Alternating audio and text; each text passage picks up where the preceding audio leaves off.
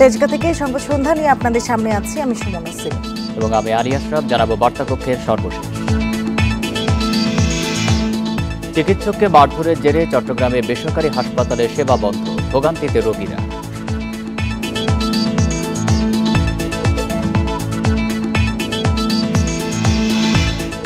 উপজেলা নির্বাচনে 6 চেয়ারম্যান সহ 19 জন বিনা প্রতিদ্বন্দ্বিতায় জয়ী রুমা থানচি ও রোয়াংছড়িতে ভোট স্থগিত।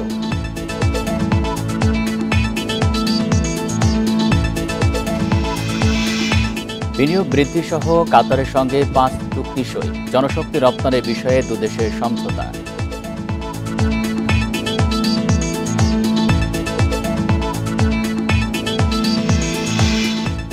কারিগরি বোর্ডের সনদ জালিয়াতিতে নজরদারিতে থাকবেন সাবেক চেয়ারম্যান, ডিবির জিজ্ঞাসাবাদ।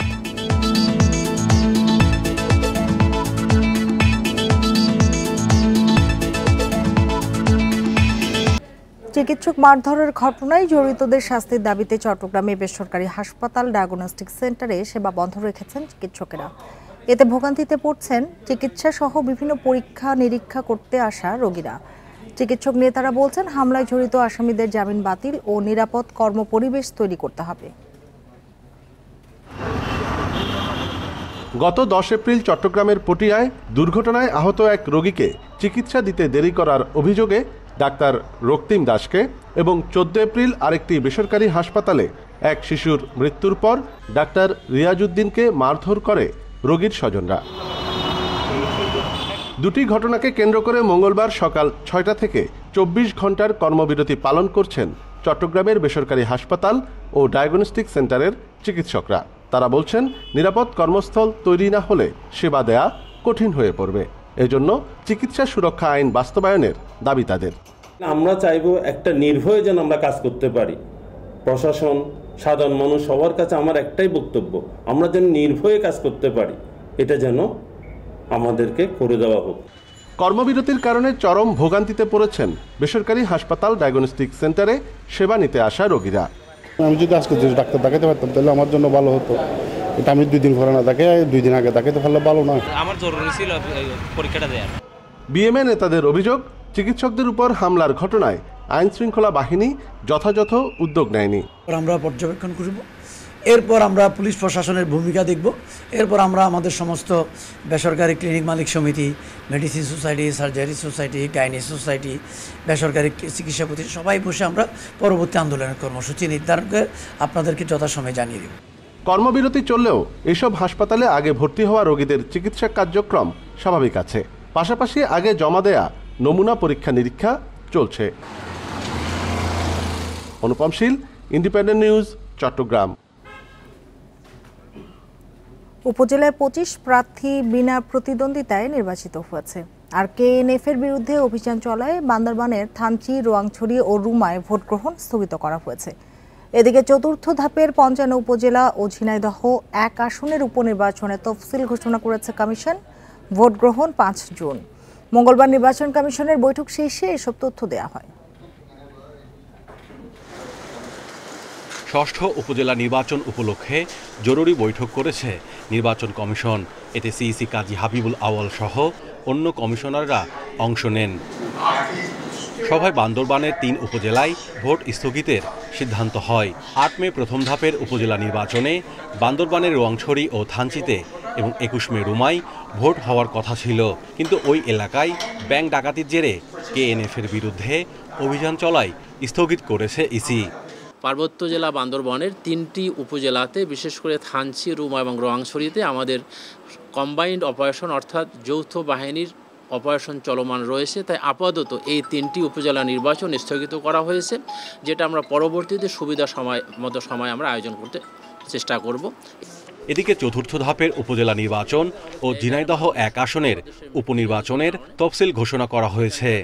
চতুর্থ ধাপের মনোনয়নপত্র দাখিলের শেষ তারিখ 9 মে বৃহস্পতিবার, মনোনয়নপত্র বাছাই 12 মে, প্রতীক বরাদ্দ 20 মে সোমবার এবং ভোট গ্রহণ, যেটা আগে থেকে আপনারা জানেন যে 5 জুন 2024 তারিখ সকাল 8টা থেকে বিকেল 4টা পর্যন্ত ভোট হবে, রোজ বুধবার। 81 ঝিনাইদহ 1, এটা নির্বাচনের তারিখ আমরা এই চতুর্থ ধাপের সাথে মিলিয়ে রেখেছি। 5 জুন তারিখে নির্বাচন অনুষ্ঠিত হবে। প্রথম ধাপে ১৫০ উপজেলার মধ্যে ৩ পদে ২৫ প্রার্থী বিনা ভোটে নির্বাচিত হয়েছেন, যার মধ্যে রয়েছেন নাটোরের সিংড়া উপজেলার দেলোয়ার হোসেন সহ ৬ চেয়ারম্যান প্রার্থী। ভাইস চেয়ারম্যান পদে ৯ জন এবং মহিলা ভাইস চেয়ারম্যান পদে ১০ জন নির্বাচিত হয়েছেন। Mahmudul Hasan, independent news, Dhaka. কারিগরি শিক্ষা বোর্ডের সনদ জালিয়াতির ঘটনায় সাবেক চেয়ারম্যান আলী আকবরের স্ত্রী শেহেলা পারভিনকে কারাগারে পাঠানো হয়েছে। এদিকে মঙ্গলবার আলী আকবরকে জিজ্ঞাসাবাদের পর ডিবি জানিয়েছে তাকে এবং পরীক্ষা নিয়ন্ত্রককে নজরদারিতে রাখা হবে। জালিয়াতির ধরার জন্য বুয়েটের বিশেষজ্ঞদের সহায়তা নিচ্ছে পুলিশ।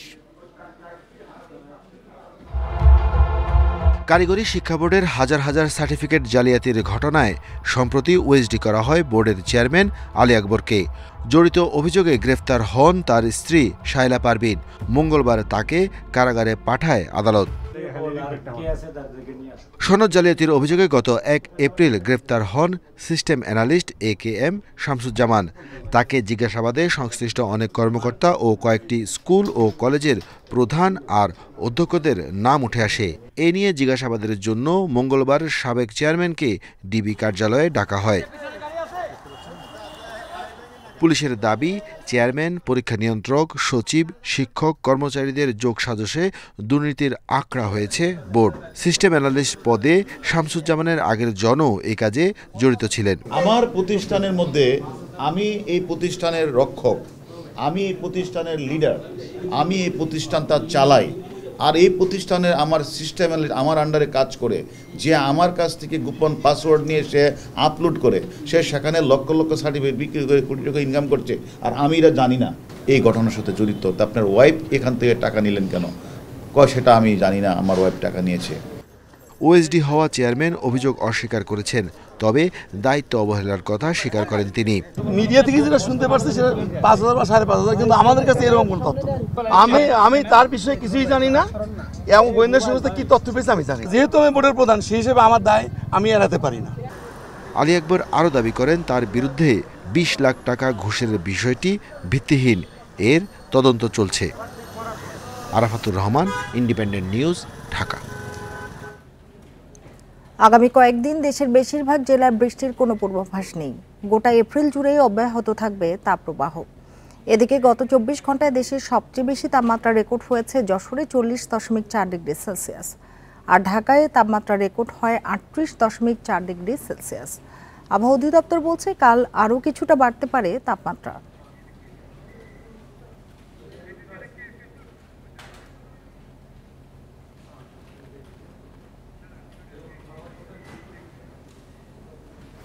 এপ্রিলের শুরু থেকেই রাজধানী সহ সারা দেশে বাড়তে থাকে গরমের তীব্রতা। বৈশাখের পর দেশ জুড়ে শুরু হয় মৃদু থেকে মাঝারি তাপপ্রবাহ, কোথাও কোথাও যা রূপ নিয়েছে তীব্র তাপপ্রবাহে। আবহাওয়া অফিস বলছে রাজশাহী, পাবনা, খুলনা, বাগেরহাট, যশোর, চুয়াডাঙ্গা ও কুষ্টিয়ার উপর দিয়ে বইছে তীব্র তাপপ্রবাহ। এছাড়া ঢাকা, ময়মনসিংহ, রংপুর, বরিশাল, রাজশাহী ও খুলনা বিভাগের বেশিরভাগ জেলার উপর দিয়ে বয়ে যাচ্ছে মৃদু থেকে মাঝারি তাপপ্রবাহ। আসলে এপ্রিল মাস তো এটা হচ্ছে আমাদের কি গ্রীষ্মকাল, এবং এপ্রিল মাসটাকে হচ্ছে আমাদের দেশের উষ্ণতম মাস। পাবনা জেলা সহ খুলনা বিভাগের উপর দিয়ে তীব্র তাপপ্রবাহ বয়ে যাচ্ছে। এছাড়া চট্টগ্রাম বিভাগ ব্যতীত সারা দেশের উপর দিয়ে মৃদু থেকে মাঝারি ধরনের তাপপ্রবাহ বয়ে যাচ্ছে, এবং এই তাপপ্রবাহটা অব্যাহত থাকবে। সারা দেশে দিনের তাপমাত্রা সামান্য বাড়লেও রাতের তাপমাত্রা প্রায় অপরিবর্তিত থাকবে বলে জানিয়েছেন আবহাওয়াবিদরা। বাতাসে জলীয় বাষ্প বেশি থাকায় বাড়বে গরমের অস্বস্তি। আপাতত আমার বৃষ্টির ওরকম সম্ভাবনা নেই, সেক্ষেত্রে এই মাস ব্যাপী কম বেশি তাপপ্রবাহ থাকবে। তবে দেশের উত্তর পূর্বাঞ্চলে সিলেট বিভাগের প্রায় প্রতিদিনই কম বেশি বৃষ্টিপাত হচ্ছে। বুধবার থেকে তাপমাত্রা আরও বাড়তে পারে বলে আশঙ্কা আবহাওয়াবিদদের। নুরসেলিনা শিউলি, ইন্ডিপেন্ডেন্ট নিউজ, ঢাকা। চট্টগ্রামে বেসরকারি হাসপাতালে সেবা বন্ধের বিষয়ে আগেই জানিয়েছিলাম। সেখানকার আরও খবর জানাতে যোগ দিচ্ছেন সহকর্মী আহসান লিটন।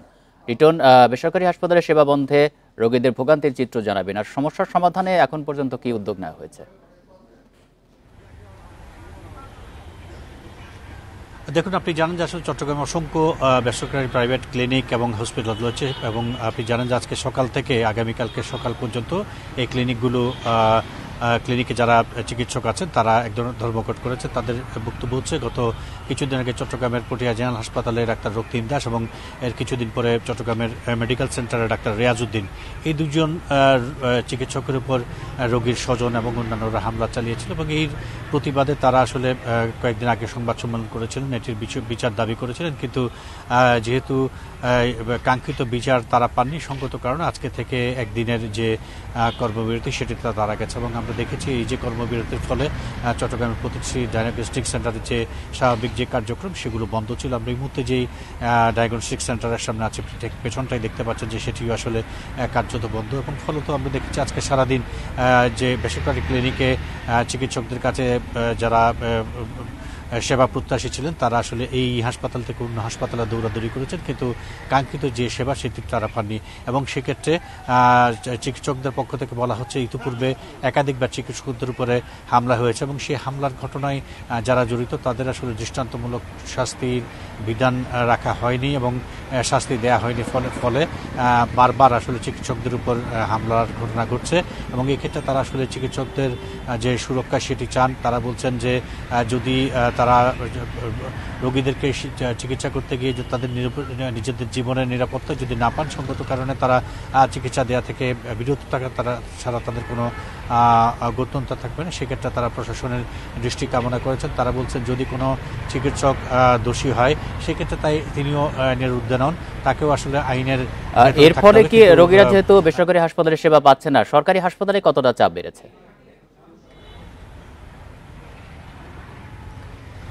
না দেখুন, এই যে হাসপাতালগুলোতে আজকে বেসরকারি হাসপাতালগুলোতে কর্মবিরতি চলছে সেখানে গতকালকে পর্যন্ত যারা চিকিৎসা করেছিলেন তাদের যে রিপোর্ট সেগুলো জমা নেওয়া থেকে শুরু করে সেই গতকালকে পর্যন্ত যে কার্যক্রমগুলো সেগুলো ঠিকঠাক ছিল, অর্থাৎ আজকে তারা তাদের যে রিপোর্ট ছিল সেগুলো দেখাতে পেরেছে, ফলে সরকারি হাসপাতালে খুব বেশি চাপ পড়েন। আপনি জানেন যে চট্টগ্রাম মেডিকেল কলেজ হাসপাতালে যথেষ্ট ব্যবস্থা রয়েছে চিকিৎসকদেরকে রোগীদেরকে চিকিৎসা দেওয়ার জন্য, পাশাপাশি জেনারেল হাসপাতাল রয়েছে, এটি ছাড়াও নগরীর 41টি ওয়ার্ডে ছোটখাটো অনেকগুলো সেবা কেন্দ্র রয়েছে, ফলত খুব বেশি চাপ পড়েনি। যদি এটি আরও একদিন কিংবা দুদিন দীর্ঘায়িত হতো তাহলে হয়তো মানুষের যে ভোগান্তি সেটি চরম উঠত। তবে আজকেও যে ভোগান্তি খুব একটি কম হয়নি তা না, তবে যেটুকু হয়েছে সেটি সহনীয় পর্যায়ে আছে। চিকিৎসকরা বলছেন তাদের সঙ্গে যদি মানবিক আচরণ করা হয় তাহলে তারা হয়তো এই ধরনের। জানাচ্ছিলেন সহকর্মী আহসান রিটন।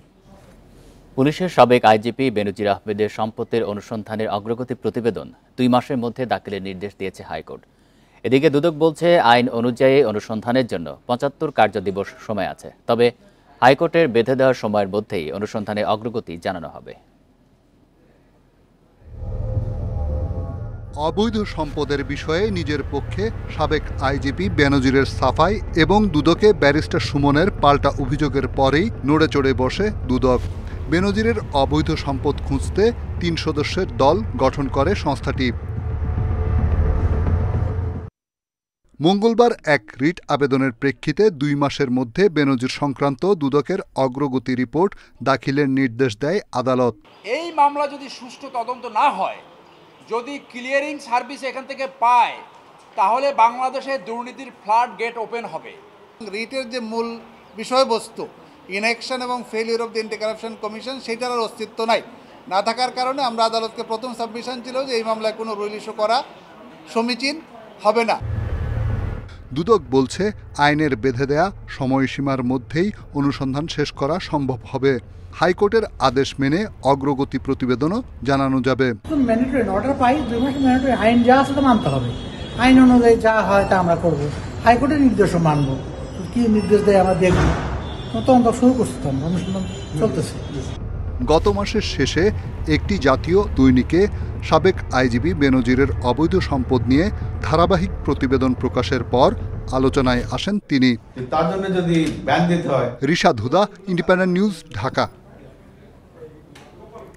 চট্টগ্রাম প্রকৌশল ও প্রযুক্তি বিশ্ববিদ্যালয় চুয়েটের 2 শিক্ষার্থী নিহতের ঘটনায় দোষী বাস চালক ও সহকারীকে গ্রেপ্তার, কাপ্তাই সড়ক থেকে এবি ট্রাভেলস ও শাহ আমানত বাস তুলে দেয়া সহ নানা দাবিতে কাপ্তাই সড়ক অবরোধ করে রেখেছে বিক্ষুব্ধ শিক্ষার্থীরা।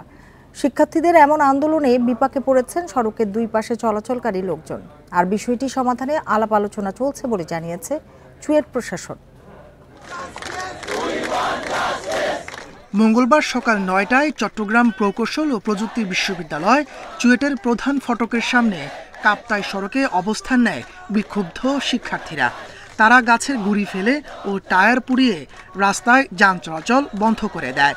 মুহুর্মুহু স্লোগানে চালক ও সহকারীর শাস্তির দাবি জানায়। পরে কাপ্তাই সড়কে এভি ট্রাভেল ও শাহ আমানত পরিবহন বন্ধ করে দেয়া, সড়ক প্রশস্ত করা সহ ৯ দফা দাবি জানায়। খুনি ড্রাইভার, তার সহযোগীদের খুবই দ্রুত গ্রেফতার এবং এদের সহ শাহ আমানত বাস কর্তৃপক্ষের দৃষ্টান্তমূলক শাস্তির ব্যবস্থা নিশ্চিত করতে হবে।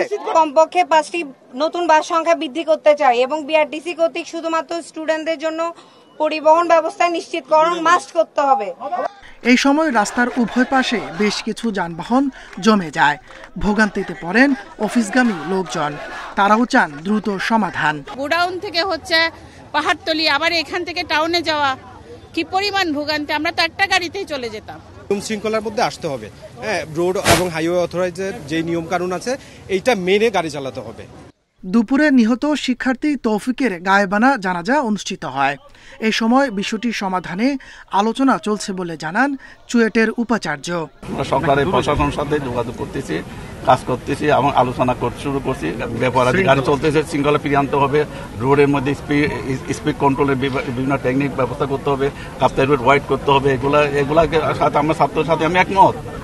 সোমবার বিকেলে শাহ আমানত পরিবহনের বাসের ধাক্কায় মারা যান চুয়েট শিক্ষার্থী শান্ত সাহা ও তৌফিক হাসান। এই ঘটনায় থানায় মামলা হয়েছে। Independent news. চট্টগ্রামের জেলা প্রশাসক, পুলিশ সুপার, সাতকানিয়া উপজেলা নির্বাহী কর্মকর্তা ও থানার ভারপ্রাপ্ত কর্মকর্তাকে তলব করে ভৎসনা করেছে হাইকোর্ট। হাইকোর্টের আদেশ অমান্য করে কৃষি জমির মাটি কাটা অব্যাহত থাকায় তাদের তিরস্কার করে আদালত। একই সাথে চট্টগ্রামের জেলা জজকে এই অনিয়মের বিচার বিভাগীয় তদন্তের নির্দেশ দিয়েছেন আদালত। আগামী 30 দিনের মধ্যে প্রতিবেদন জমা দিতে হবে। বিচারপতি মোস্তফা জামান ইসলাম ও বিচারপতি মোহাম্মদ আতাবুল্লাহর হাইকোর্ট বেঞ্চ এই আদেশ দেন। এ সময় আদালত চট্টগ্রামের জেলা প্রশাসককে আগামী 30 দিনের মধ্যে জমির উপরিভাগের মাটি পলিমাটি দিয়ে ভরাট করার নির্দেশ দেন। এছাড়া কৃষি জমির মাটি কাটার সঙ্গে জড়িতদের সাথে সাতকানিয়ার ওসি যোগ সাজস্যের অভিযোগ রয়েছে বলেও চট্টগ্রামের পুলিশ সুপারকে হাইকোর্ট সতর্ক করেন। ভ্রাম্যমাণ আদালত পরিচালনার আগেই অপরাধীদের কাছে তথ্য পৌঁছে যায় বলেও মন্তব্য করেন হাইকোর্ট। এই যে মাটি কাটার পেছনে কারা কারা যুক্ত আছে সেটাও যাতে জুডিশিয়াল এনকোয়ারিতে থাকে। আরও কয়েকটা ডাইরেকশন আছে, সেটা হলো এই যে মাটি কাটার উপরে যে সেটা 15 দিন পর পর ডিসি এবং এসপিকে প্রতি 15 দিন পর পর একটা রিপোর্ট দিতে বলছেন মাননীয় আদালত। রাঙামাটির নারী নেত্রী কল্পনা চাকমার অপহরণ মামলা 28 বছর পর খারিজ করা হয়েছে। দুপুরে জেলা দায়রা জজ আদালতের জ্যেষ্ঠ বিচারক ফাতিমা বেগম মুক্তা মামলাটি খারিজ করে দেন। বাদীপক্ষের আইনজীবী জানান, আদালতে কল্পনা চাকমার বড় ভাই এবং মামলার বাদী কালিন্দী কুমার চাকমা জেলা পুলিশ সুপারের প্রতিবেদনে নারাজি আবেদন করেন। আদালত সেই আবেদন নামঞ্জুর করে। মামলাটি উচ্চ আদালতে পাঠানোর প্রস্তুতি নেওয়া হচ্ছে বলে জানান বাদীপক্ষের আইনজীবী। 1996 সালের 11 জুন রাতে নিখোঁজ হন পার্বত্য চট্টগ্রাম জনসংহতি সমিতি সমর্থিত ছাত্রী সংগঠন হিল উইমেন্স ফেডারেশনের তৎকালীন সাধারণ সম্পাদক কল্পনা চাকমা। সেই ঘটনায় বাঘাইছড়ি থানায় মামলা করেন কল্পনার বড় ভাই কালিন্দী কুমার চাকমা।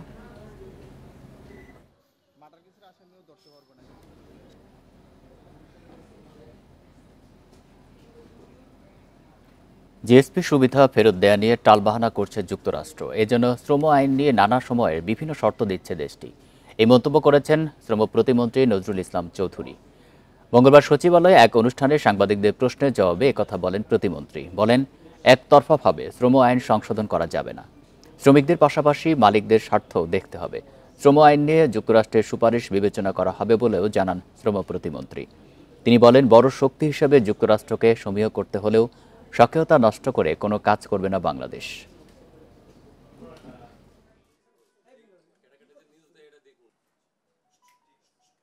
তারা আমাদের বন্ধু, আমাদের সহায়তা করে তারা আমাদের যে গার্মেন্টস, তাদের ইজি অ্যাক্সেস, তাদের বিভিন্ন আমাদের সুযোগ সুবিধা দেয়। আমরা চেষ্টা করব তাদের শর্তগুলো রাখার জন্য। এই ছিল সংবাদ সন্ধ্যায়। ইন্ডিপেন্ডেন্ট টেলিভিশনের সব খবর আরো বিস্তারিত জানতে চোখ রাখুন ফেসবুক, ইউটিউব এবং এক্সে। ধন্যবাদ সবাইকে।